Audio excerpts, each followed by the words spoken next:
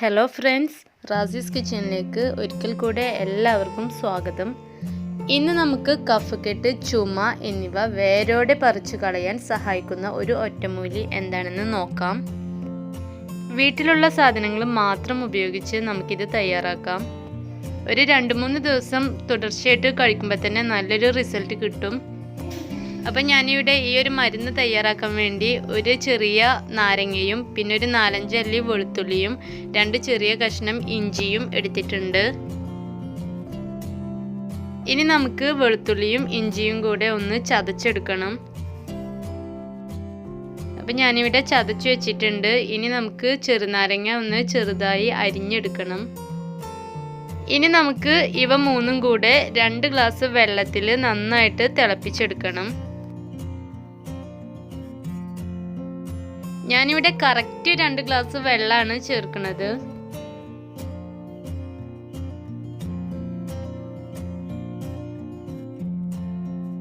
ഇനി നമുക്കിതിനെ നന്നായിട്ട് തിളപ്പിച്ചെടുക്കണം. തിളപ്പിച്ച് 2 ഗ്ലാസ് വെള്ളത്തിനെ നമുക്ക് 1 ഗ്ലാസ് വെള്ളമാക്കി മാറ്റിയെടുക്കണം. ശരിക്കും ഇത് നല്ലൊരു മരുന്നാണ്. 2-3 ദിവസം കൊണ്ട് തന്നെ നല്ലൊരു റിസൾട്ട് കിട്ടുന്നുണ്ട്. ചുമയും കഫക്കെട്ടും എല്ലാം പെട്ടെന്ന് തന്നെ മാറി കിട്ടുന്നുണ്ട്.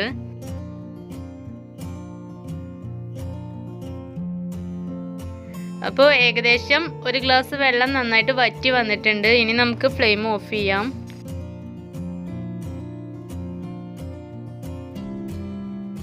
ഇനി ഇത് നന്നായിട്ടൊന്ന് അരിച്ചെടുത്ത ശേഷം നമുക്കൊരു ഗ്ലാസ്സിലോട്ട് ഒഴിച്ചു കൊടുക്കാം. ഇനി ഇത് എങ്ങനെയാണ് കുടിക്കേണ്ടതെന്ന് വെച്ചാൽ നമുക്കിത് ഇടവിട്ടായിട്ട് കുടിക്കാം.